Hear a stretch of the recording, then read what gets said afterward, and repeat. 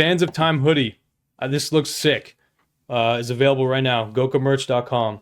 We got Eternal Beauty right here. Shut up, Gokanaru. The real thing you should be advertising is our brand new Hubert NPCs. Did you enjoy the Sneako video? Do you desire the love and companionship that comes with owning a Hubert of your own? Well, then you should head to Gokamerch.com and sign up for the email list. It's easy.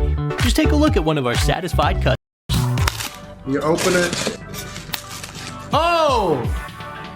Oh, that's hard. A little bite! Wow, look at that smile. Making a friend has never been easier with our new Hubert NPCs. Sign up to the Gokamerch.com email list today so that you'll be the first to be notified when Huberts go on sale. Only a limited quantity will be sold. So sign up.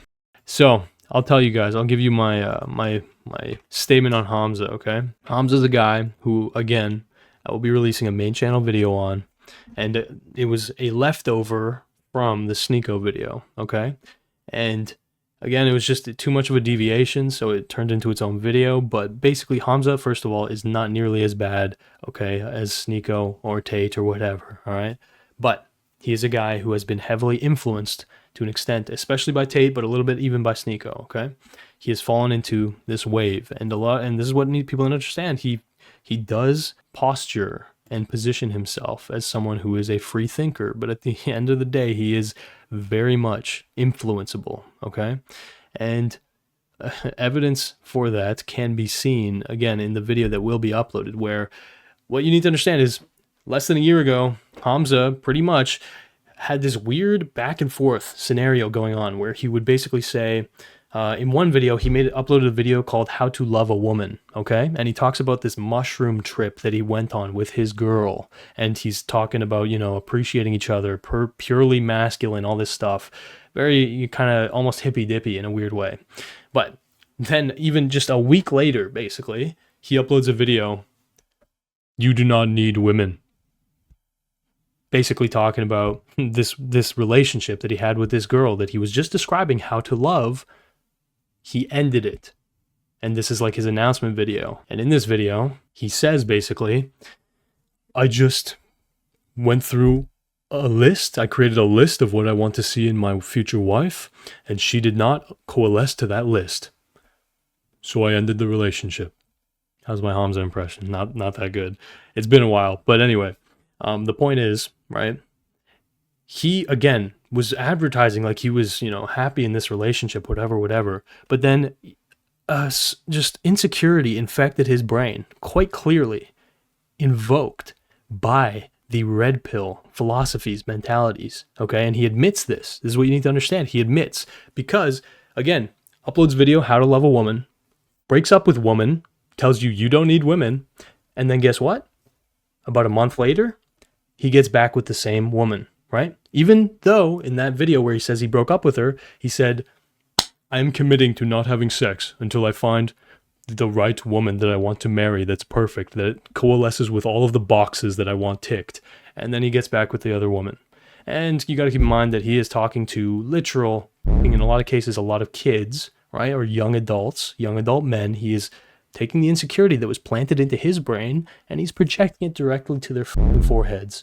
And again, these are kids who are very inexperienced a lot of the times, whereas Hamza is, experienced, right? And Hamza's telling them, create a list of your perfect wife and only find the perfect person. You know what I mean? Only date or whatever, marry the perfect person. It's like, again, yeah, there's so much you could say about that. It's like, you wait for the biggest fish or the best fish, but you don't learn how to fish, right? That's like kind of stupid, right? Like, you find the perfect woman, but then you haven't developed your skills on like talking with women or whatever, right? There's more you could say. It's like, well, okay, so the list, keep this in mind, the list that would be created for the perfect wife of a teenager or a young adult who has no experience would be massively based on fantasy. And even Hamza, he shares his list in that video, okay? And trust me, this is accurate, what I'm telling you. All of this is accurate. I have past videos where I cover this. And again, it will be on the main channel, okay? Gokanaru's channel. But he shares his list, and his list it's like so on the nose. It's like She needs to be rich. She needs to come from like a rich family. She needs to be completely pure, never even kissed a guy, never had any kind of relationship outside of him. She needs to have no male friends, okay, which is a big meme, all right? And actually stay celibate and not have sex up until you meet that woman. Bro, don't you sell a sex course? But he sells a course on how to have better sex. Literally, Hamza has a sex course, a high-ticket sex course, which he sells not publicly, like not on his main channel or anything, but only on his like down low channels. Then he'll change the title to Reject Degeneracy and Embrace God. You being a degenerate, and degenerate is essentially you having sex outside of marriage and outside of for family, is still hugely consequential for you. I am now. And you said, oh, like if we were still seeing each other, like I'd try and make it happen, like I could see it happening. Like what? Who says that to their girlfriend? But no, women who are trying to improve are write-offs if their dad's not around. What I want my future wife to be like. Parents are together, obviously. The mother admires and respects the father. The mother's still attractive. They're successful and they're wealthy. Isn't that fun? That one's interesting, isn't it? The mother's still attractive. That is interesting. Family, they're in like my like work like class. Like zero sexual past. Literally nothing. Beautiful. Feminine energy. She either really wants to be like a housewife and a full-time mother, or she has like a really cute, wholesome job that she like really enjoys. She's positive, happy, giggly. She's warm. Her friends have all got similar values. And I'm gonna tell you the truth. What I wrote here, her friends, no men. My girlfriends go to suck another man's dick tonight. If I let her out of my sight. And so what you just witnessed was him painting a fantasy, okay? A fantasy. And it's like, yeah, okay, your fantasy can come to life, but what you need to understand is that reality is so different from a fantasy, okay? It's so different, right? And again, Hamza is someone who has experience. He has money. He has clout. He has whatever. He does have these, metrics of power where maybe he could even acquire what he wants. Again, that's what this again, the difference between fantasy and actual desire, right? You can want something, but then when you have it, you actually don't want it. Does that make sense? Like, fantasy convinces you of, oh, you want this thing, and you're, you know what I mean? It can delude you into thinking, oh yes, I want this perfect housewife woman who will never disobey me, and yeah, sure, this is definitely never gonna become a problem that she's just at home and literally doesn't talk to anybody and is basically locked away. That's never gonna become a problem. It can convince you that that's the type of girl that you want, but then if you actually acquire that girl and you marry her, you might realize that's not what you want at all, right? And so again, it's fine for Hamza to want this shit. I'm not saying it's bad, but what you need to understand is that he is projecting that this is the ideal to kids, right? And when you have, especially when you have no experience, you don't actually know what you want, right? Because how the fuck is a kid gonna know what he wants? Honestly, how is a human in general gonna know what they want without experiencing it, right? Fantasy. Fantasies aren't real. That's what you need to keep in mind. And so yeah, after, selling that delusion to kids, he subtly, low-key announces that he got back with her. And of course, this is main channel video, stoking insecurity. And guess what? After all of these videos stoking insecurity in his inexperienced audience, he got back with his ex. I just spoke to all my family, and they've actually gave, like, my ex-girlfriend, who I've pretty much got back together with her, but I asked them about her, but my family gave her the blessing, actually. Just a month later. Every metric that I could find that like researchers say is like one of the most important, like we're matching really well. The only thing that was against it was the red pill stuff. Oh, you mean the stuff you were telling your audience? Boom. The red pill stuff. He got influenced. He has an unimpressive spirit. His spirit got absorbed by the Tate wave, the red pill wave, whatever you would say. He got influenced. And that's why I say Hamza has a strong will.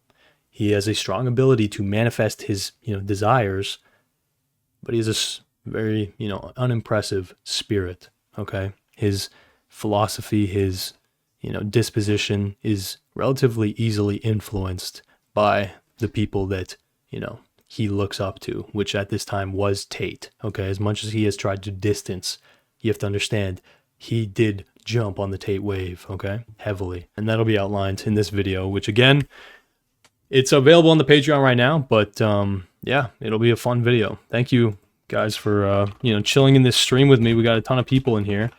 Here's the Patreon for those who I guess aren't aware, but yeah, if you join the Patreon, you get access to secret channels in the Gokanaru Discord. You get behind the scenes of the Sneako video, and yeah, you get 5 main channel Gokanaru videos that are completed. Literally 5 main channel videos that will be coming out. You get them early, so, and uncensored. That's a big thing. YouTube does force me to censor my videos a little bit, but yeah, thank you guys for being here. This is a great night. So now, the unfortunate thing with Hamza is this woman, right, who we just kind of explored him flip-flopping with dating, right, again, uploads video, how to love a woman, and then a week later, reject women and embrace God.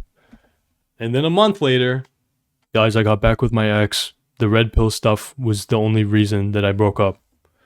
And so now we go here about, 7 months later, 8 months later, after proclaiming that he's going to marry this woman, all this stuff, whatever, which is fine. Relationships fall apart, but let's see. What are the lessons from Hamza's breakup? Okay. This is, by the way, the first time that I have seen this, okay? So we're going in kind of blind together, okay? I'll be holding your hand, but yeah, I'm genuinely curious because it's possible. It's possible that he has evolved, but I am not convinced because I didn't detect that much development back at the time. But yeah, let's see.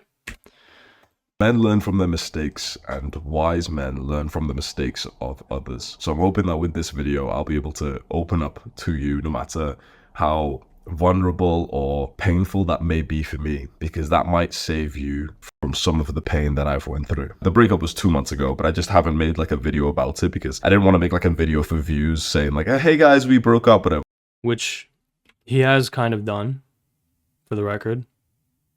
Or whatever. I didn't want to do that, so that's an announcement if you didn't know already. But the first lesson from this experience is to not become the goofy farting boyfriend. That's a new phrase that I've been playing around with, which is the goofy farting boyfriend. Basically, you meet your woman and you meet her at a time that you're almost acting like James Bond, like you're grinding, you're working hard on your mission, maybe you're traveling, maybe you've been training so hard, you've been leveling up in business, life's been going up, you barely even have time to see her. First of all, if you're not meeting women, most likely it's because you're not living like that, but when you are living like that and you're actually serious about self-improvement, about your business, about your impact on the world, you'll navigate your relationships in such a sexy, attractive way where you're just busy, but you're purposeful and you speak to women in such a masculine way. You go on a date with her and you're polarizing her, you're staring into her eye, you go in for the kiss like a masculine guy and everything, and you let's be honest, you get her wet. Bro, so Hamza has this thing, man, where it's like if he wasn't a young guy, this would be so creepy sounding. But he is a young guy. Like, I wouldn't call it, I guess, creepy, but man, with the imagery, it's crazy. But he's kind of getting to something that you could say is accurate. Is like, this is kind of a fundamental, aspect of desire. Okay, I'm not going to interject too much, but he's getting at something that's true, which is that someone who is busy or who is of, scarce presence, that does lead to heightened desire, right? Again, this is most effective when you are first seducing or getting to know someone, right? If you seem busy, if you seem like you have bigger priorities, right? If you're not, as present all the time as they would like, they would think that they would like for you to be, then yeah, you're going to stoke more desire in them, right? Because again, that is the fundamental, predilection of human desire. It comes from the foundation of our experience, which is lack, okay? The foundation of human experience is the absence, okay? It is a lack. And so we look to fill that lack. And some people have larger lack than others, right? Depending on, your formative relationships, your relationship with your parents, yes. But yeah, Hamza is correct in the sense that if you're busy, you will almost naturally, kind of give off an air of being more desirable, right? I won't fight him on that. Obsessed over you. 6 months later, 1 year later, she goes into the toilet and there's some poo-poo right there in the toilet seat that you've left. She thinks it's a bit gross, but whatever. She, goes to the toilet, she comes back out, and you're there kind of like lying around waiting for her to come back, speaking in your high-pitched voice because you wanted to keep cuddling. And she can't help but to lose attraction for you. Many women will say like, oh no, but I love those moments when we turn into friends. But the truth is, and you know this, like you need to keep a polarized, mysterious relationship where you have that magical attraction between each other. People say that, yeah, it's completely normal to lose that in a relationship. But I think what's normal is not what I would recommend to you. It is normal to get into a relationship and to basically become like goofy friends with each other, where you're not magnetically sexually attracted to each other anymore, but you still have sex, but it becomes more mechanical than it does enchanting. It becomes more about just like kind of f***ing randomly, where you skip foreplay compared to like doing the whole ritual that you guys used to do. And she can't help but to lose that primal attraction in you. So many guys I speak to have this attitude that once they've got the girl, that's when they can relax. And I have the same attitude as well, which I wish I didn't. But the lesson that I've learned is like, once you've gotten the girl, you'll realize that was the easy part. The hard part is now being in this long-term relationship and staying polarized, staying on your mission. Not So this whole polarized thing, this is so interesting because he's been kind of laying on thick the idea. Oh man, it's so weird. Because again, the video that's on my Patreon right now, he really emphasizes like, I'm not going to be some chump husband. I'm not going to be some dad. Maybe my dad drip. Okay. Who, doesn't have sex with his wife, which by the way is a common thing, man. Like there's a lot of, sexless relationships and whatever, especially, as people age or whatever. He's touching on something that's kind of true, but he thinks that the, utter, complete, totalizing solution to this is polarization. Let's let him talk, but let's just say I'm not convinced. Just, still go into the gym or whatever. Obviously, that's like level one, is like keep doing the good habits. But it's how you present yourself to her. Are you starting to present yourself to your woman? Let's say if you get a girlfriend in the future. Could you imagine that after a few months, you start to kind of break down that cool, mysterious, like masculine vibe that you had into just kind of like, yep, this is me, just in my passive kind of state, how I am next to my boys. I'm laughing, I'm giggling, I'm not trying to be sexy or anything. Because if you break that down, you're no longer the guy that she actually fell for. And she loves you. So obviously, she'll stay and she still really likes you and everything. That's so oh my god, dude, this is fascinating. I know that for most people it's probably like he didn't say much there, but to me it's like, oh dude, I see it. He is describing the dissipation of fantasy. This is what you need to keep in mind. When you fall in love in the typical interpretation of that, right? Because again, I don't view falling in love as like actually like, oh, this is like real love, right? Falling in love in reality is more just being seduced by someone. And mysteriousness, mystery, whatever, absence, this is a very good method for seducing people, right? Being, not present, being unknown. But why, ask yourself, why is that so effective at seducing someone? Yeah, because of lack and desire, whatever I was saying earlier, but the big reason, fantasy. When people don't know you, when people, are unaware of what you're up to, where you've been, they fill in the fucking blanks with what they want to believe. That is why a lot of the times you will have the strongest desire to see or hang out with someone who you want to be intimate with when they're not present. What's the saying? Distance makes the heart grow fonder. It's because when you're distant, you fantasize. And so what Hamza's describing here is the literal slow erosion of fantasy in the relationship. And it's truly interesting because this is almost inevitable in relationships that the fantasy will dissipate. Okay. And what I'm pretty much getting from Hamza is that he's going to tell us you need to maintain the fantasy. Again, I think that this will indicate that Hamza has a very shallow interpretation of love, right? He's confusing, again, seduction, attraction with love. Love is accepting someone for who they actually fucking are. Seduction and attraction is being interested in someone largely due to fantasy, the fantasy that you project onto them, right? Again, this is my philosophy, okay? You can disagree with me, but love is when you see someone for their flaws, their humanity, the lack of mystery. You see almost too much, and you still choose consciously to serve or, live a life with them, right? Let's see though. Let's see what he has to say. But here's the brutal part. There's another guy out there who's still speaking to her like James Bond. Oh no, he is going straight into the f***ing insecurity, just directly into your little brain, child. That's crazy. He just went straight into the insecure angle. Dude, this guy's really fucking foundationally really fucking insecure, I think. I don't know. You're no longer the guy that she actually fell for, and she loves you, so obviously, she'll stay, and she still really likes you and everything. But here's the brutal part. There's another guy out there who's still speaking to her like James Bond. Dude, this is insanity. Okay, so here's what you need to understand. Like I was saying, the human experience is built on lack, right? That's like the foundation, is that there is no foundation, right? We are always trying to fill the literal foundational lack. That's what I mean when I say insecurity, right? Like, everybody is insecure, everybody, right? But we try and build forts, we try to protect ourselves, we try to, mask insecurity, whatever. But yes, Hamza is displaying this really, really deep insecurity or lack or fear or whatever. He's basically saying he felt like he got too comfortable with this girl, and that I guess that other people were competition and could have taken her from him. I'm not sure exactly. Let's let him speak though. I said I wouldn't interrupt that much, but fuck, this guy's really interesting.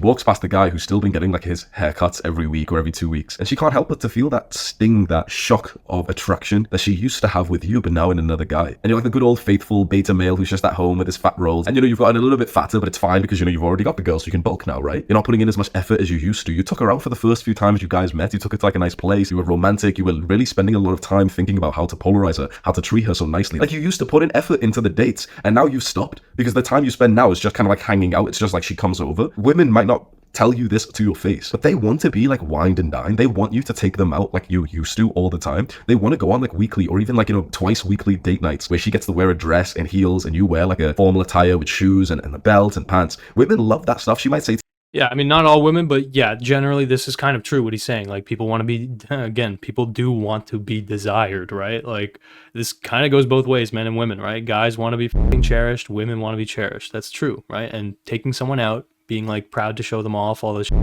yeah, that can be affirming, you know what I mean? You're like, oh no, I'm tired, I don't really care about it, I just like spending time with you. Yeah, of course, she's not lying, she likes spending time with you, but they love like getting ready for something. They love like, like looking amazing and taking pictures with you. And most importantly, a woman who is in love with you, she just feels really loved when she can see that you've put in a lot of effort into yourself and into your... This is a good way to turn into a paranoid wreck who pushes your girl away through jealousy of literal phantom people. This is a good way to turn into a paranoid wreck who pushes your girl away through jealousy of literal phantom people. Yeah, no, I'm telling you. And the thing that you need to understand is that he is literally putting this into the mind of his viewers. He is transplanting it. But again, there's like some truth in what he's saying, right? So far, at least. This is why I really do think this guy is interesting, because this guy is so sincere. This is what you need to understand. He is really, truly sincere. I believe this. Like, Hamza's not a fucking liar, okay? He's almost too honest.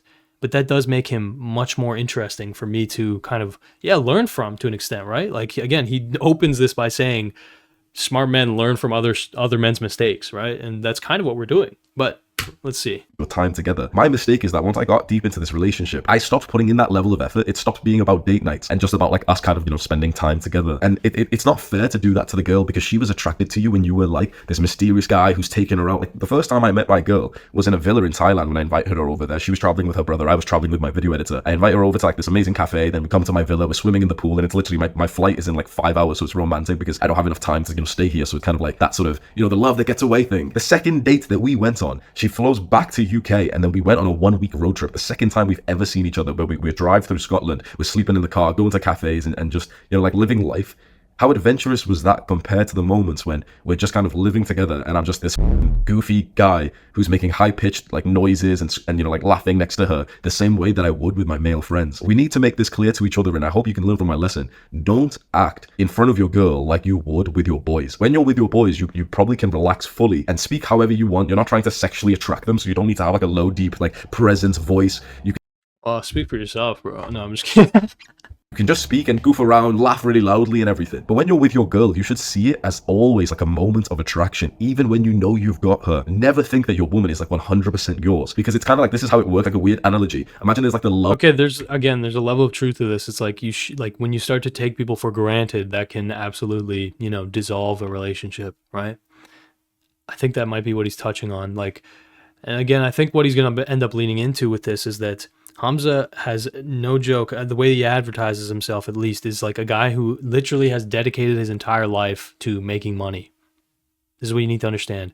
He has dedicated his entire life to building Adonis School, okay? His, I think $500 or maybe $900 course. It's like an expensive ass course. And he describes his daily routine. It's literally wake up, work on this shit, do my workout, eat the cleanest ever, work on more shit, read books, fall asleep, do it again, wake up at 3 a.m. I think he describes literally waking up at 3 a.m. Like he's completely devoted his entire life to, again, teaching on his course, but really like making money. That's what he says very bluntly.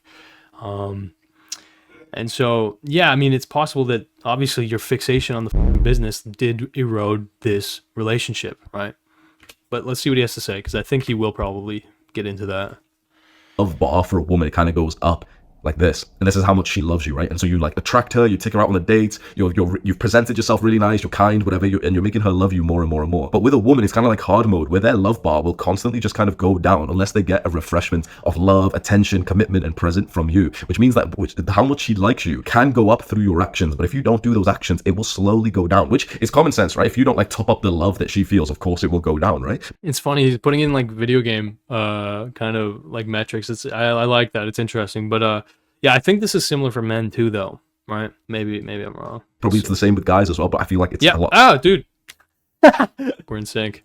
Slower. And so most relationships look like this, where the guy's being super masculine and disciplined and he's sexy, and this is what I was doing the first few times she saw me. The first few months I was like, like speaking to her in such an attractive masculine way, building up the connection, building up the love that she felt. And then once it got to a certain point and I felt like comfortable and complacent that I've already gotten her, that's when I got so complacent that I'm ashamed of it, that like the love bar started to go like this. I stopped taking her out on dates. That's not fair to her. If you're starting this relationship showing her that I mean, fair, honestly. I kind of, so far I like the way he's coming at it from. You know what I mean? Like, he's not really blaming her. But the thing is that I think he's going to misdiagnose, right? Like, I can already see it. He's not going to fucking...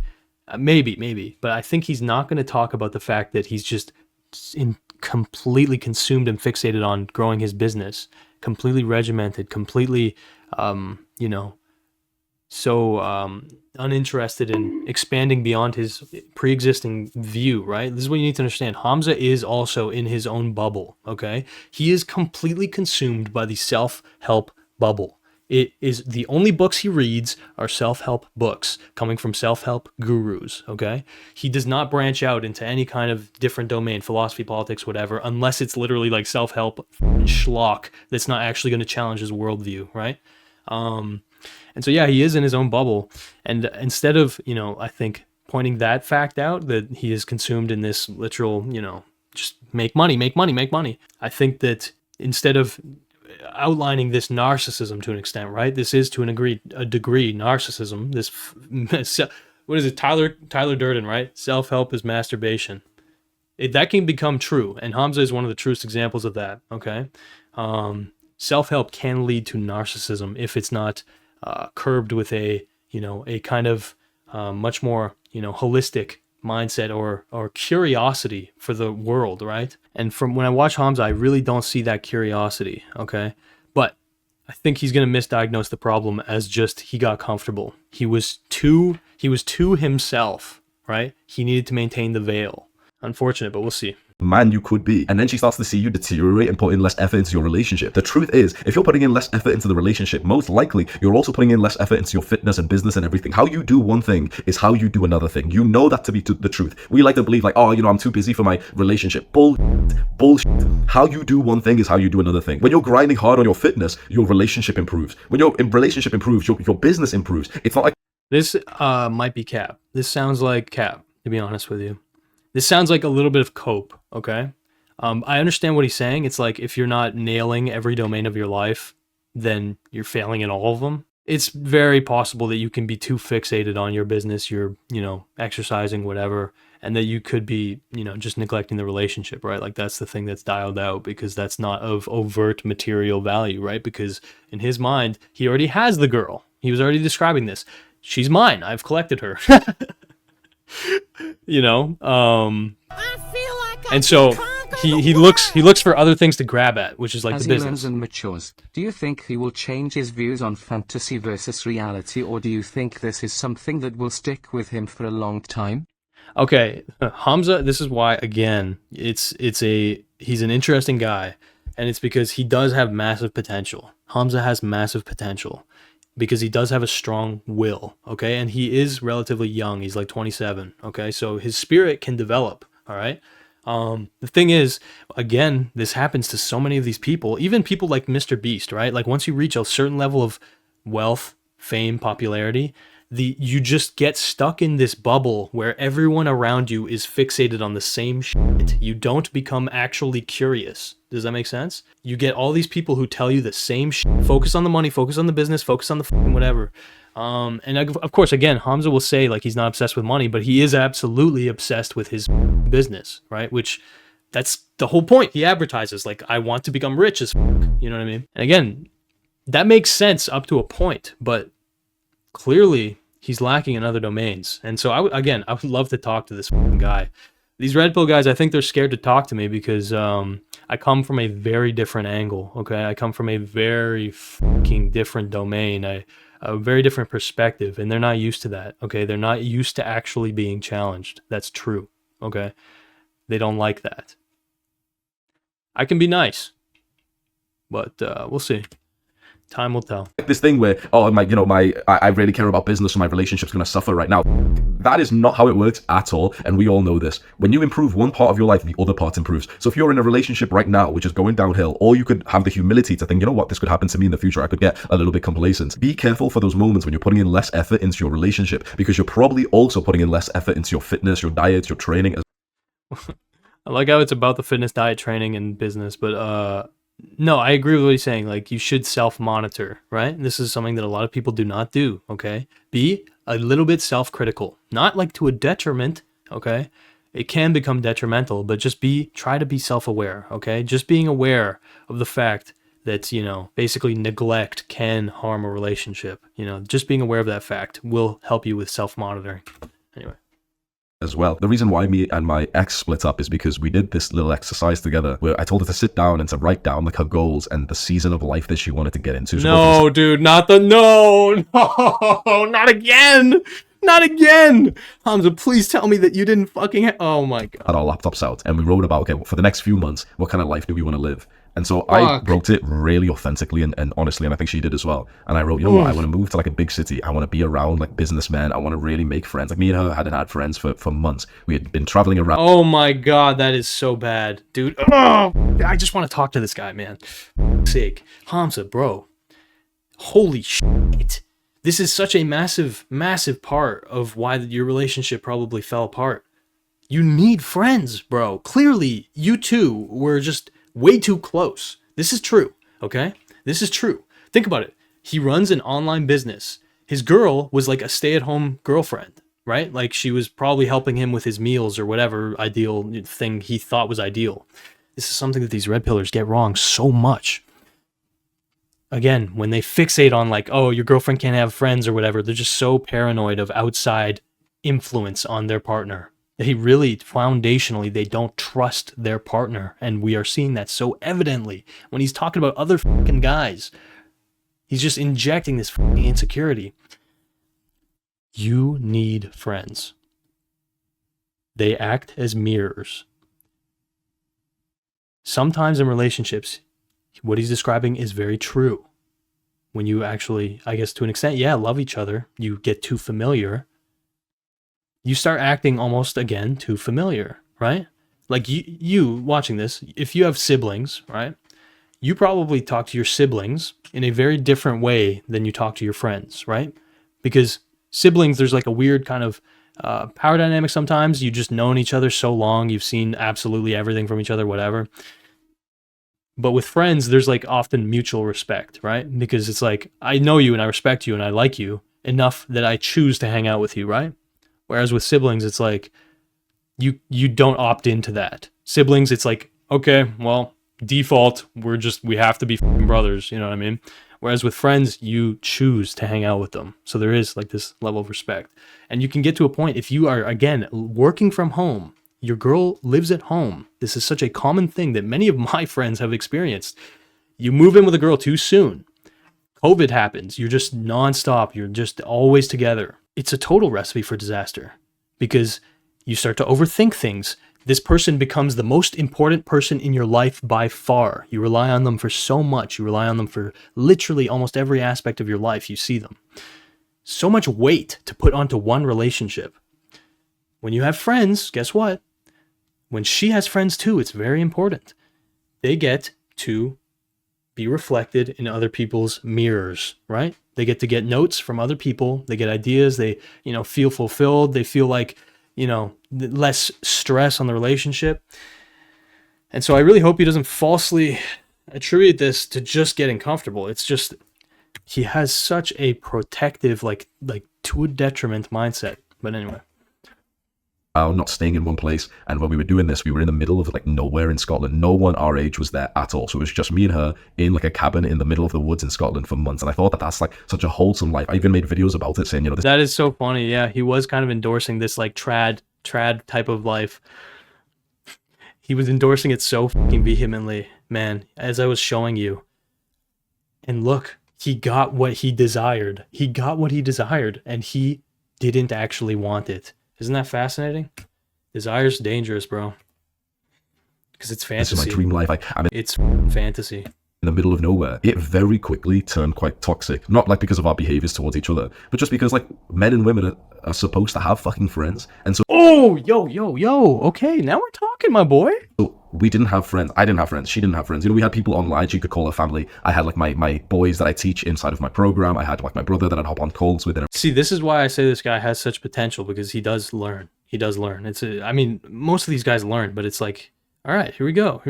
But it's not the same as actually meeting people in real life, laughing, talking, touching each other, like not in a weird way, don't try and make this weird, but like you see your boys and you kind of dap them up and you fist bump each other and you laugh and you put your hand like this. You miss that, man. We were in the middle of fucking nowhere. And so I wrote on my document of what, my dream life would be right now. And I said I wanted to move to like the middle of a city and I wanted a vibrant friends. And I'll tell you the truth, because this isn't going to sound cool at all and you might judge me for this. I tell you the exact truth I wrote down. I said, you know what? I actually want to have a few like sleepless nights. I want to have a few like sleep. That's fucking hilarious. He's saying he wants a life. Do you realize that? He felt like he was a prisoner to his own routine and he wanted a life. And it's like, bro, I could have seen this coming. Like, you literally were living the life of a complete stoic, someone who wasn't even alive. Sleep deprived nights where I stay up late. Bro, for the last few years, I've went to sleep at 7, 8 p.m. You couldn't imagine the amount of like parties and social events and dinners that I've missed so that I could like, grind and be on monk mode. And so I realized in a weird way, it was actually more comfortable and complacent for me to actually stay on my monk mode routine, because it's easy for me. It's comfortable for me to basically be around no one other than my girl and just fucking work 12 hours a day. I think he's totally correct. I really wonder where he's going with this, because this is fascinating. That for the last few years, it wasn't challenging me anymore. And it's awkward because I announced to everyone, I'm in Scotland, guys, and here I am in the middle of nowhere and I'm on monk mode and there's no one around me, haha. But I realized like that's not actually pushing me to my edge anymore. I don't need more hours of me on my laptop just like, Okay, bro, he's kind of framing it as like, I need more challenge in my life, but in reality, bro, you clearly just want friends. You just want to have you want to live your life. It's not about even challenge. Yeah, to an extent, what he's saying is right, that he was in his cozy little bubble. That's what I was describing. He's right. But it is also like, you just want to live your life, dude. Going to sleep at fucking 7, 8 p.m. and waking up super early. I need more time next to people where I'm challenged, where I have to learn like how to be super social again, where I have to learn like how to handshake people properly, where I get to meet someone who's also got hundreds of thousands of subscribers, and me and him are discussing like how to increase our view count or whatever. That's what he wants. Gives a fuck about the view count. Anyway, I can't imagine being a kid listening to this stuff. I used to think all adults knew all the answers. Scary thought. Thank you, Bikey boy, my boy. Thank you, bro, for the 420. Yeah, dude, kids today, man, I'm telling you, there is such a crisis. There's a genuine crisis of wisdom. There is a real lack of wisdom, because it's funny because it's a lot of the times the people who would do what is best for an algorithm, the people who would game an algorithm and try to literally profit off of kids giving them advice, whatever, there are people with a massive lack, right? Because people who kind of, their lives are going great, like, I'm not gonna lie, man, a lot of content creators, they have a massive lack. It's just kind of true. You know what I mean? They're very insecure, whatever you would say. Billionaires too, bro. Billionaires, I mean, you need a massive lack to manifest like that usually, okay? And again, that's not always a bad thing, but it's bad when you're not self-aware. And so we are seeing some self-awareness here. But it's like, bro, you're at the lowest relevancy. It's so fucking sad because it's like Hamza becomes self-aware when he's at the lowest relevancy. Sneako becomes self-aware when he's at the lowest relevancy. But what got him popular, it was when he was the biggest fucking clown. When he was given the worst advice. When he was lost in the sauce. It's tough. It's a tough game.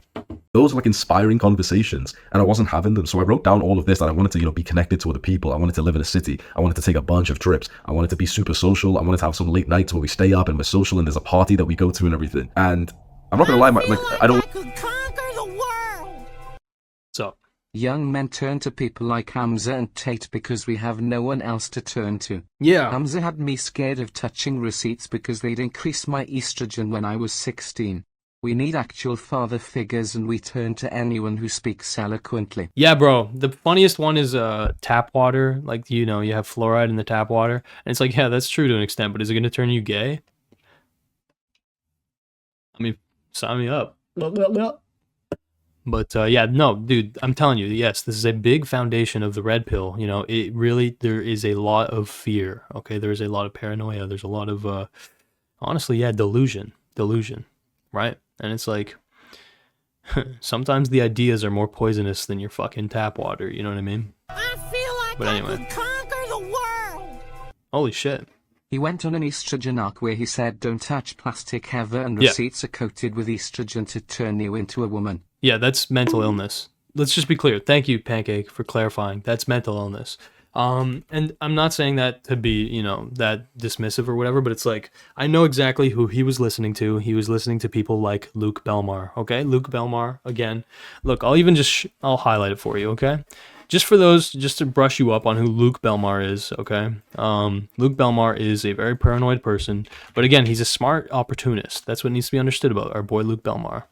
But at the end of the day, our boy Luke, Lukey boy, whatever you want to call him, he is an opportunist and a bit of a dumbass, and he really over-attributes, the plastics thing. It's like there's grains of truth in this shit, but at the end of the day, the paranoia can really deter you much heavier than reality, right? But anyway, let's take a look at who Luke Belmar is, okay? Let's take fucking like 3 minutes to see our boy Luke in action. But yes, Hamza, again, this is what you need to understand. Hamza was on he was on a very similar wave to Sneako, our boy, friend of the channel. And so these guys, Luke Belmar and Iman Gadzhi, you need to understand Hamza is in business with both Luke Belmar and Iman Gadzhi. Luke Belmar teaches in Hamza's Adonis School course, okay? Iman Gadzhi, you know that scam course? Do you know that scam course that I highlighted in my Sneako video? The course where he lied to his audience that it got taken down. Guess who Iman Gadzhi co-launched that course with? Hamza. So yeah, these are the types of people that have been whispering into Hamza's ear. Muted. Thank fucking God. You guys don't understand what I just said. Okay. Whew, that was close. I'm not even going to say what I said, but yes. Go to gokamerch.com, okay? You got a little segment from our boy Luke Belmar. We got the Sands of Time hoodie, which goes nicely with the Bad Faith hat, okay? Genuinely the nicest hat that we have, in my opinion. I really like this hat. It looks clean as fuck.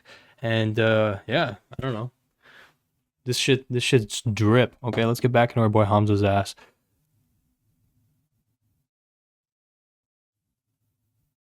Okay, please don't clip that.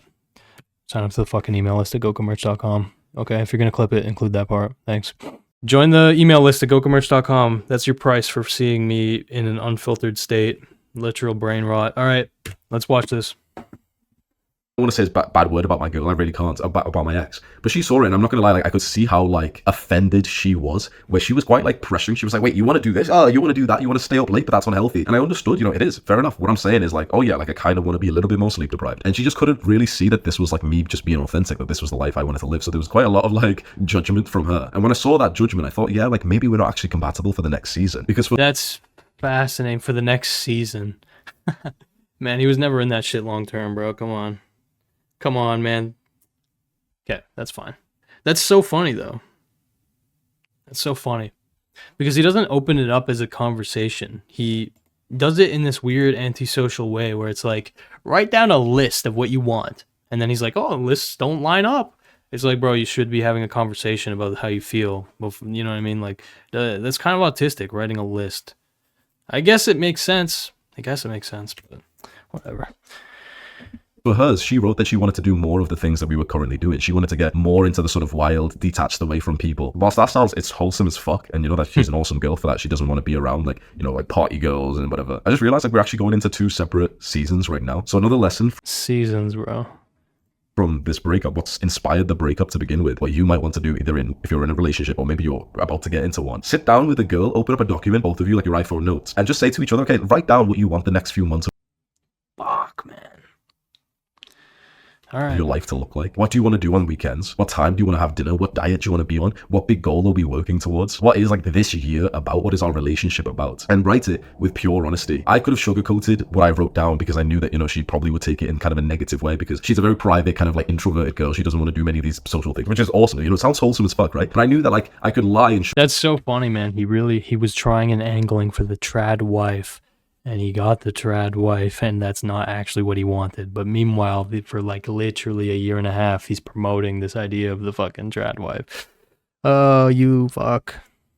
sugarcoat things, but I have to be authentic to myself, and I wrote the truth, she wrote the truth, and we realized that there's incompatibility there. So this is a very mature exercise for you to do, even though it can be quite heartbreaking, is write down what you really want out of life, out of this year, out of this month, and see how compatible that is with the girl that you're either about to date. You know, let's say you've been going on a bunch of dates with the same girl, things are getting so awesome, you're about to like ask her to be your girlfriend. Do that exercise first and ask her like, what direction do you want to go in this year? I mean, that's okay advice, but the thing, no, that's not the worst advice, but this is pretty fucking like base level. Like usually before you enter a relationship, you try and see what's going on long term, right? Like, what did you want out of this year and next year? When did you want to have children? How social do you want to be? What do you want to do for like with friends? Do you want to spend time with friends or not? Because I realized like I had slacked on my my social relationships, my friendships for so long, and I missed it. I missed being with the fucking. See, it's funny because he really fucking like, he really got this girl under his spell, right? Because Hamza was the one who was kind of indoctrinating her into his worldview, right? Hamza did, his spirit absolutely influence this girl. And then suddenly he does this weird exercise where he writes down his desires, whatever, and it completely contradicts exactly what Hamza was convincing her was the way he wanted to live, right? And so if he had only been aware of this fucking fact that you need friends, if he was only aware of this from the start, then their relationship might have gone perfectly fucking fine. It is what it is. Who knows? Whatever. Fucking boys, and I didn't have that. I miss being with the fucking boys. I was in this relationship because I felt like it was all consuming. Like we had to live together. She only wanted to live together. She hated like us not living together. But when we lived together, it's like I just turned into the kind of guy who's not spending time with guys and everything. And so I didn't want to live with each other anymore. And she was offended. That almost sounds gay, but I get what he's saying. He's making it about hanging out with the boys, but it's like you just want friends, you fucking idiot. By that, I wrote that as the truth. Like I actually wanted to either get my own place or live with guys. And again, that was something that. Okay, so that is definitely going to cause a fight. And again, the way to break this to your girl would not be to do this on the fucking list and to blindside her like that. It's to have the fucking conversation. Say, he was trying to break up with her, bro. He was trying to break up with her. He knew that wasn't going to be, this is cope. He wanted to break up with her. Let's be clear. And he had her do the list. And he knew that they would not align. That she judged quite negatively. And I'm not saying she's a bad person. It's just that hurt her and broke her heart. Because you can imagine to a girl you saying like, oh yeah, I don't want to live with you. I want to live with like my friends, or I want to live alone. Especially if you're currently living together. It's a moment of hurt for her. And we just realized how incompatible we were. But I'm glad that I went through that because I was ruthlessly authentic to her. Ruthlessly authentic. Yeah, that sounds like a fucking backward way of just being a dickhead. You know what I'm saying? There's something to be said about being, too honest. That's such an interesting framing. Ruthlessly authentic. It's like, yeah, well, Hamza, I'm going to be ruthlessly authentic when I make a video about you, my friend. You kind of wanted to hurt her. You kind of wanted to, sever your bond. This is not the way it needed to be, my friend. You chose that. Now, another lesson, which is a little bit less about the breakup, but how I've handled the situation and the video I made yesterday about. So I started doing meth. Okay. The date that I went on. I didn't announce this breakup because I didn't want to make a fucking cringy little view haul video. Hey guys. Which you've done. As we broke up, and so we split up in January, right? And I didn't make like an updated video, and maybe I should have, just so like the boys kind of knew, because that's what a lot of people commented. But I want you to imagine from my perspective, I posted that video yesterday about going on the date with a Russian girl, and there's been... That's so funny. Yeah, he talked about going on a date with a random girl before announcing he broke up.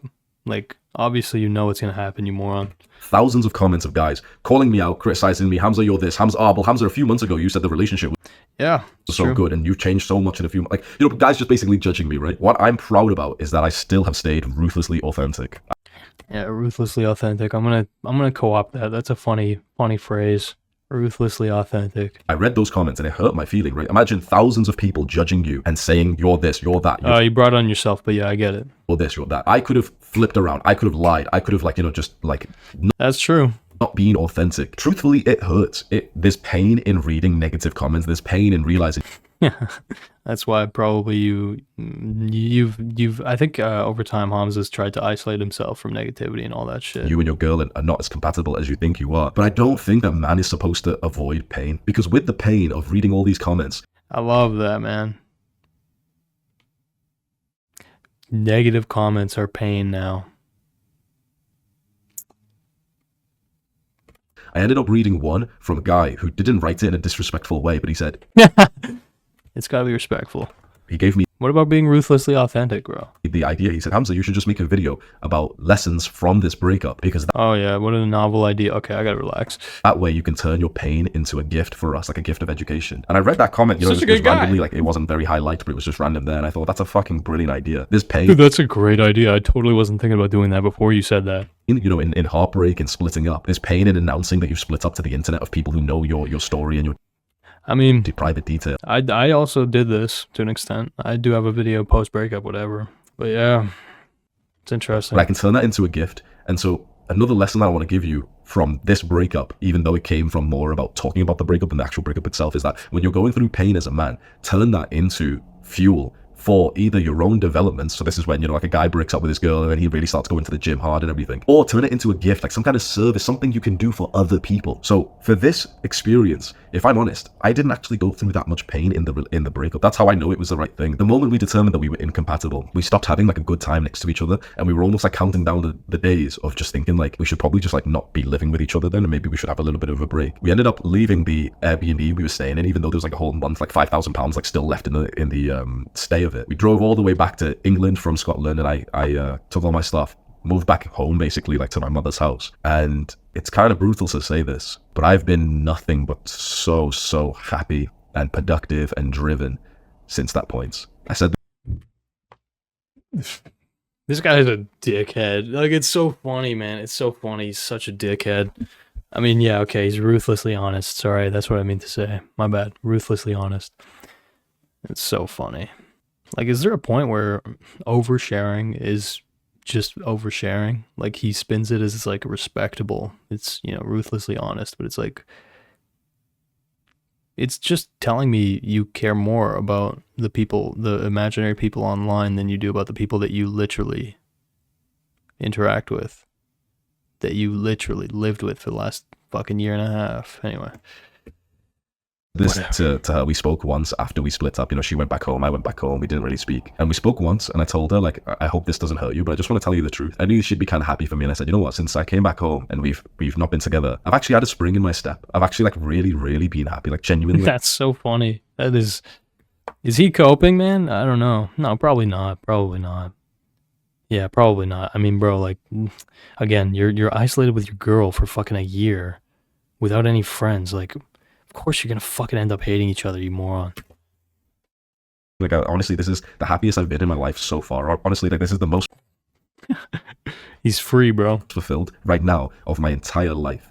And I said this to her, and, you know, I could see, like, a spike of pain inside of her. Like, it's not, Of course, that's pretty fucking offensive. you know, so nice to hear that someone you used to be with is happier without you. But she's a lovely girl, and I saw her kind of relax into it, and she was like, I'm so happy that you're happy. And, you know, she like somewhat feels the same way. She misses me dearly, but she also feels like it was for the best anyway. And we both have been nothing but respectful. It wasn't like there was not a single argument. We hugged each other goodbye and everything. It's been nothing but like respectful. And so I told her the truth. Like, this is the happiest I've been in my life. I actually really feel aligned to me. This is another lesson I should have told you, actually, but in terms of the relationship, what I did wrong was that I aligned a lot of my life to us. So I aligned, like, think about it, I set up my life in a way that kind of worked for her, for us, for our relationship. And it was only when I came back home and we split up that I started to align my life only to me. So I started, Oh, yeah. Deeper and deeper into the narcissism. Deeper and deeper into the narcissism. Let's be clear, Hamza. You aligned your life toward you from the inception of the fucking relationship based on everything you've described. You dialed in your life to be ideal for running your business. I am more than confident your girl was cooking your fucking meals, doing the housework, whatever, while you were dialing into your fucking business. The entire time it has been aligned to you, okay? But you got sick of her. You got sick of your fucking little maid or whatever. And so now you move back with your mom, I'm assuming. You move back with your parents. And your mom's doing the fucking cooking, the housework, whatever. And you have no, you have less obligation to appease your mom, to impress your mom, whatever. So yes, at the end of the day, you're outlining a deeper, almost alienation, or a deeper narcissism. And yeah, if you're actually making friends, whatever, that's good. I'm fucking happy for you, whatever. But yeah, this cope that like you were living for the two of you, I'm not that convinced. to go to the gym at the time that I wanted to. Not at the time that she could get ready, but at the That was the big thing that was like, I love that. It's like fucking annoying, bro. She wants to go to the gym an hour after or later than me. What the fuck? But I get it. He just wanted complete control. He wanted complete control over his life. And this isn't maturity, but it's fair enough if that's what he wants. You know what I mean? It's his fucking life. It's just clearly, his love did not run that deep. Might be wrong, but again, I think that Hamza was blinded by fantasy, and when he actually acquired what he thought he desired, it perspired. Sorry, it expired. This is what happens when I try to be fucking whimsical. It perspired. It sweat. All right, don't clip that. of my life to us. So I lied. Really authentic just means to take out your narcissism on others. No. Yeah. You put it in a kind of cute way, yeah. Ruthlessly authentic means take out your narcissism on others. Yeah, facts. Thank you, Connor. My last relationship, my ex lived 2 minutes away. We were constantly around each other. Even after setting boundaries, we still saw each other daily. I'm single now and see how toxic it was mentally. Yeah, I mean, like, again, distance does make the heart grow fonder.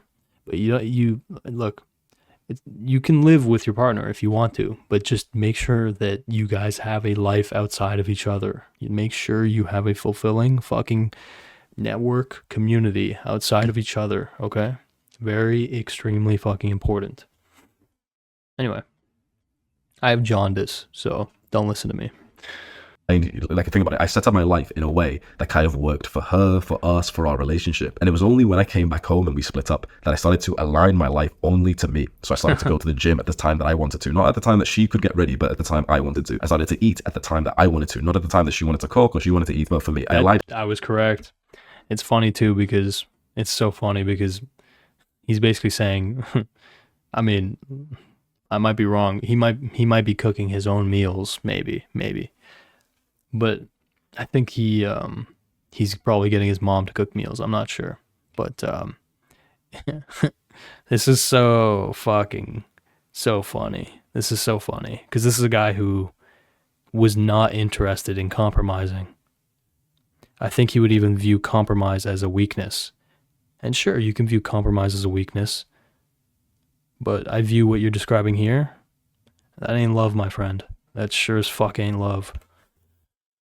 Everything to me. That's why I'm here in London right now. I don't live here right now. Maybe I'll get a place here soon, but I started to align for me, and my life just got so much better because I realized, like, when you're in a relationship, if you're kind of like me, you'll kind of merge both of your lives together and make decisions based on this mutual interest, which is probably the good thing to do in a relationship. But then you yeah, facts. lose like a lot of these decisions that you could have made, which would actually make your life even better than if you were in that relationship. So there's sacrifice. Yes, it's a sacrifice. This is, again, when we come back to, like, okay, so you just weren't really in love with her, right? Or like the love wasn't that deep. Does that make sense? Anyway, it's fair enough. Sacrifices that you can have in a relationship. Oh, you know, you really care about her. She needs a house that's like this, but you wanted a house that's like that. Let's compromise and give her what she wants. That's what most guys do, right? The compromise is basically like. That's so funny how I'm fucking like, I'm one step ahead of him. It's actually weird. The compromise. Yes, he's going to say, I don't want to compromise. And it's like, okay. Domination. This is what the red pill teaches you, okay? The red pill does not teach you to love, because I think the red pill understands that love is, to an extent, self-destructive. Love is compromise. Love is, you know, not easy. Let's put it like that. Love is not always, I get what I want when I want it. That is why the red pill, the ideology that Hamza's been infected with because he has a small spirit, it's about domination, okay? It's about complete control. And respect to Hamza, it's clear that he wasn't actually trying to completely dominate or whatever his girl, right? Maybe.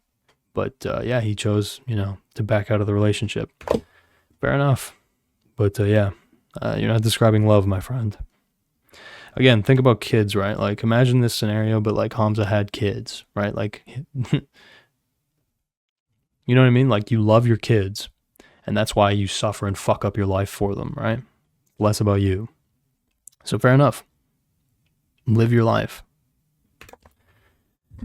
Doing what she wants and getting the thing that she wants. That's what most relationships are like. And it just means that the man starts to grow this subtle sense of being miserable because you don't get to and enjoy the things that you want because you almost... It's funny he says the man grows miserable. It's like, bro, this can be mutual, bro. This totally can become mutual. Like, there's a lot of miserable women. When you're trying to dominate your woman in a relationship, she will grow miserable. In worst case, often the case, she will grow resentful.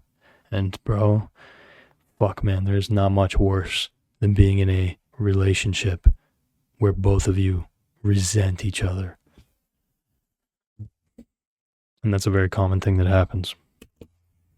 Also have to like get your girl the thing that she wants. You know, she wants to stay in this kind of place. She wants to live this kind of life. She wants to go to the gym at this time. As disciplined as you can be in a deep long-term relationship, especially when you start living with each other, you start just kind of like compromising and you know, oh, she's not ready yet, so we'll go at 7:30. And when I came back and it was only me, you know what I mean? I only live like for me now. It meant that I could go to the gym exactly when I want, which meant that I had this extra level of like power through the day, which felt so nice. So if there's another lesson I can give you is stay aligned to yourself. Even in the relationship, see yourself as an individual. That's a common sense lesson for most people. But if you're anything... That's funny because this does change when you have kids, and that is his end goal. Like, he wants kids, or he's claimed to want kids quite heavily. It's so funny because this is totally like he is promoting narcissism. It's just hilarious. And I understand, like, this is a massive part of the red pill. It's about advocating for yourself, right? Like, I'm not even saying this necessarily as a critique, but like, you have to understand that is what he's peddling right now. It's like narcissism, yeah. Thing like me, maybe because of childhood trauma, you merge your life with your girl so much that you lose that individuality. So if you went through like, you know, some bullshit, like childhood shit, parents being abusive, whatever it is, if you feel like you have this huge need for intimacy to be with this girl and you... That's the lack we were describing. That's the lack right there. He's outlining that he has a large lack due to whatever childhood neglect or whatever you would say. He has a deep foundational insecurity, and it's kind of on display. He's very honest, I guess, in a way. You were obsessed over her. If you're the kind of guy who used to like cuddle your pillow thinking about your crush, it's very likely that you'll get into a relationship that you'll get almost in a weird way too close to, and you'll lose who you are to just kind of be in this relationship. And That's true, especially when you have a weak spirit, as we've been describing. You can have a strong will, which is getting what you want, but if you have a weak spirit, right, you're easily influenced. That's true. you can be absorbed into the other person. You know, spend time with her and to do things that she wants to do. Don't have that. Don't live like that. Stay aligned to you and your goals, because that's the only way that you can be truly happy in a relationship. That's the only way you can be truly happy in a relationship, is to focus on you and your goals. Domination. That's what he's motivating. Relationship and in life is that you're aligned to the thing that you think you need to do for your mission, your growth, and then just kind of enjoy the people who are compatible with you when you are aligned to that vision of your life. The final lesson, which is basically he's saying get people who are subservient to you that you can dominate. Again, kind of an obvious one, but it's hard, is like for the kind of guy I am, because one, I'm a guy who's fairly open and I'll be very honest with you and you know, tell you things. I get a lot of criticism online, you know, I change my opinions about shit all the time. Like, that's It's facts. That is facts. the biggest criticism I get, and I understand that. It must piss you off watching my videos and be like, fuck's sake, this dickhead. This guy's a dickhead. It's like, he's saying again something completely different. I was following like the old protocol and he said, live life like this. Now he's completely changed his mind and I have to like fucking catch up with that. I understand that's going to piss you off, but one of the things I'll tell you is like, I can only just tell you what's going on in my brain. Thanks, Towley. I agree with your dichotomy of will versus spirit, but I'm curious, considering that you read Nietzsche, doesn't this contradict the idea of the will to power? Is that something you disagree with in Nietzsche? What do you mean? The will to power? The will to power, like I'm talking about will and spirit. Your will is your ability to acquire what you want. That goes in line with Nietzsche more or less, right? That is the will to power. The will to power is your ability to manifest your desire and just take it, okay? Does that make sense? I've told you multiple times, Hamza has a strong will. He has a very strong will, okay, to acquire what he wants. But he has a weak spirit. He gets absorbed. He's even described himself. He gets absorbed into other people's ideas. He's describing it right now. He's constantly flip-flopping, changing his mind depending on who he's listening to, which a lot of the times, yes, he got absorbed completely into Tate's spirit, Andrew Tate's spirit, the red pill spirit. But now he's also getting intertwined into a lot of self-help masturbatory people like Luke Belmar. Okay, Luke Belmar, massive. Oh, fuck. You already kind of watched a bit about Luke Belmar. These finance guys, you know, a lot of these self-help guys, masturbatory shit, okay? Do you get what I'm saying, though? I love how he says he has to catch up. Just admitting he isn't thinking for himself. Yeah. I mean, yeah. Like, he's gaining self-awareness, which is weird. It's cool, though. Like, it's cool to an extent, but yeah, he needs to accept that, like, okay, what you are endorsing, what you are describing is a deepened narcissism. And that makes sense because we come from a culture of narcissism, especially in the online world. And guess what, Hamza? The vast majority of the guys who are influencing your spirit, a vast majority of the guys that you're listening to and they're whispering into your ear, they're also feeding back into this culture of narcissism. So, of course, a weak-spirited person like you'll get straight up absorbed. Bye-bye, girlfriend. I'm living for me. And that's fair. That's fair enough. But, you know, you got to be aware of that. Otherwise, you start thinking and coping that this is the right thing to do. And it's like, right and wrong, I don't know if that's really what it's about. It's more like, I want control, which is fair. Anyway, Bikey Boy, thank you for the 420. And Pancake as well. Thank you for that question. That was a good question. Let's continue. Anyway, again, I'll reiterate, like, Hamza's not I don't view him as a bad guy or whatever, you know what I mean? Like, I don't view him as this horrible influence, but, like, he is worthy of criticism. He's admitting it right now. He basically just uploads whatever the fuck he's thinking in the moment. And again, he is influenced heavily by fucking narcissists. So yeah, just keep that in mind. Right now, that's all I can promise you. Thank you for the dono. This culture of narcissism gets him clicks. Do you think he can give up his current community to become truly self-aware and break away from this? I think it'd be very difficult, but that's why I want to talk to him, because I'm interested. All these guys, bro, I'd love to talk to them. I'd love to talk to them because, again, they are in their bubbles.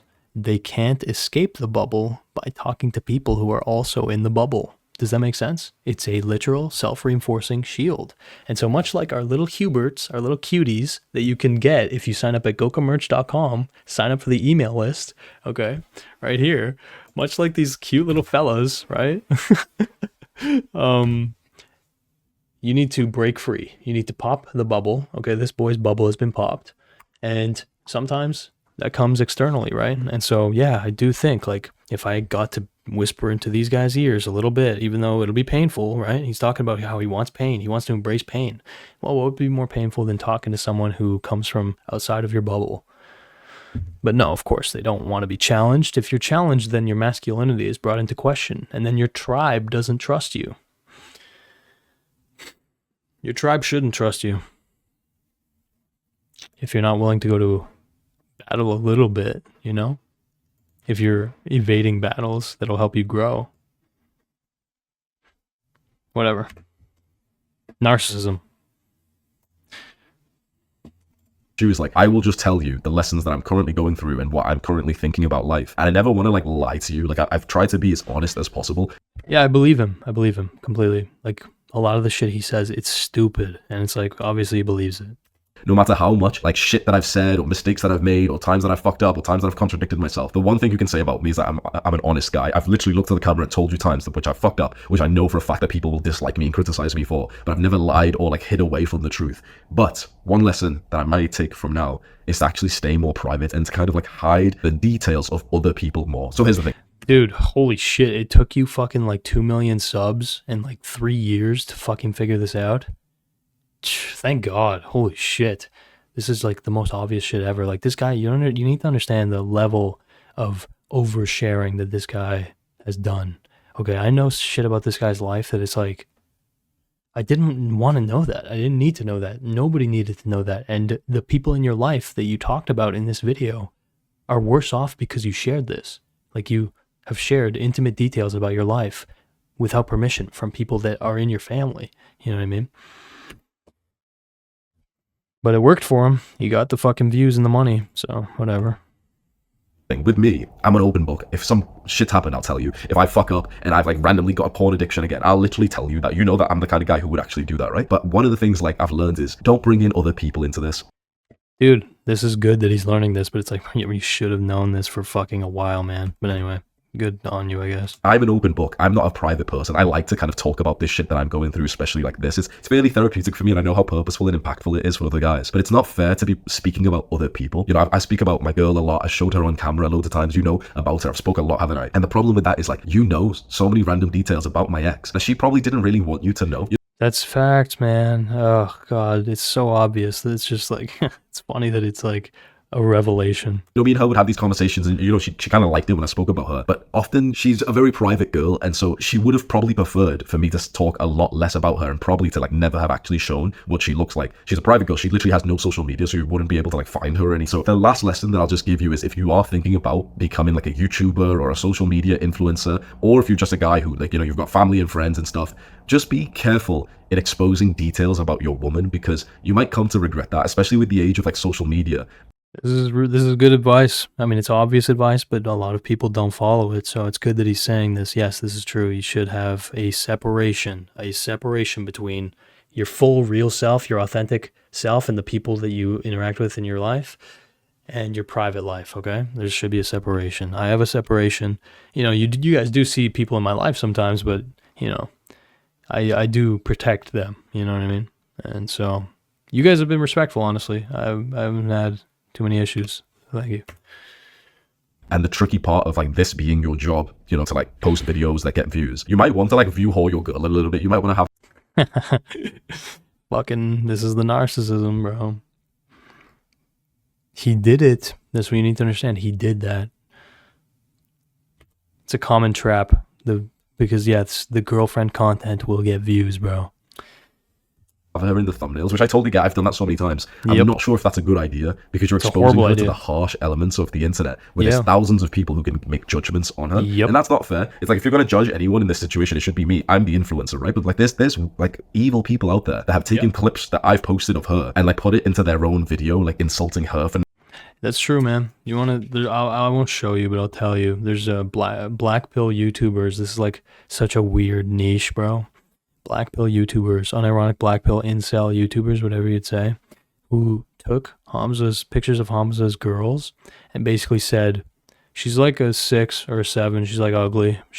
And the thing is that they're very black pilled, quote unquote. So they have swallowed the race pill, which is that brown guys often have a disadvantage, especially like Indian or Pakistani guys, have like a massive disadvantage in the dating market. So they'll say, like, even though Hamza's like, you know, a fucking 9 out of 10, you know, Pakistani guy, a 9 out of 10 Pakistani guy can only get a 6 out of 10, you know, white girl, right? Because they're black pilled on race. And so, yeah, that's fucked up. Like, I've seen those videos. Those are real. And he should have learned this lesson back then, but it was working. The views were going up. We've been over this part. Maybe you're a pussy. Maybe you shouldn't be watching me. Maybe you want to go and watch some fucking influencer who's gonna go make we broke up, guys. Ha ha ha. Oh, we got back together. Or them. So I could come up, record this video, go downstairs, break my fast, eggs and carnivore diet only. I'm in the real fucking world, like doing the things that I talk about. And so you are gonna hear like the lessons from a ruthlessly authentic man who's ruthlessly authentic, unapologetic with his decisions in life. I will try my best to come over here and to give you the most important lessons, but you always have to take them with a grain of salt. All I can do is just give you the advice that will help you to make the same kind of progress that I've made. 4 years ago, I was broke, fat, addicted to weed, porn, junk food, and now I'm in the biggest city of my country in a 5-star hotel that hasn't even dent my bank account, with good friends downstairs, feeling super fucking healthy, with an amazing physique and mental and physical strength, with an amazing business, which is like, you know, my family business, my family work with me. So if that's the kind of person that you want to listen to and you want to make that quick of a transformation, then you better understand something right now, young man. The advice that I'm going to give you comes directly from my life, and I do not live an ordinary life. If you think that I'm going to be some dickhead who's going to come over to the camera and basically fucking lie and tell you the same thing over and over and over again, you'd be mistaken. You better fucking get ready for me to contradict myself every 3 to 6 months. You know why? Because that's what happens when you are fucking improving and changing so much in life. That's what happens. If you expect me to give you the same message year on year, what does that mean? It means that I stayed the same. If you want me to stay the same, get the fuck out of here, you weird, like fucking parasocial little rat. Okay, it's getting weird. It's weird because here's the thing. He's framing it as improving, but it's like, yes, you can change for the worse. You can change for the worse, right? So it can be criticism of you that comes, and it's like, people basically saying like, you actually had a better mentality before or whatever, right? Or you can be going down the wrong path, whatever. Like, again, yeah, there's people, of course, always that will just dog on someone who's just changing. Okay, yes, sure. But there's also just like valid criticism a lot of the fucking time, right? But yeah, like I said, you know, he's kind of a little bit bubbled, you know, a little bit protected. But yeah, I'm rooting for Hamza, bro. But yeah, this guy, he is very unpredictable. Okay, that's a big thing. He is very unpredictable. Okay, and he does change his mind on a whim. This is true. Okay, and so again, that just to me indicates that he has a bit of a low spirit. Okay, maybe he's developing a bigger spirit, whatever, but he kind of is flip-floppy. All right, but yeah, I'm going to stop harping on that. Okay, Daisy's spamming gocommerce.com. Pick up, if you go to gocommerce.com, okay, pick up the brand new Puppet Master hat, okay? This is how you really show that you fuck with me, okay? This is like, I love this, dude. It looks so dope. Genuinely though, this hat, when I saw it, I was like, fuck. I just really like it, to be honest. I don't know how to put it, man. That character that Colossal plays, man, it's really, oh God, you know. And the saying too, I just love bad faith as a saying. Yeah, gocommerce.com. But anyway, thank you guys for, you know, enduring that. We watched a lot more of that than I expected.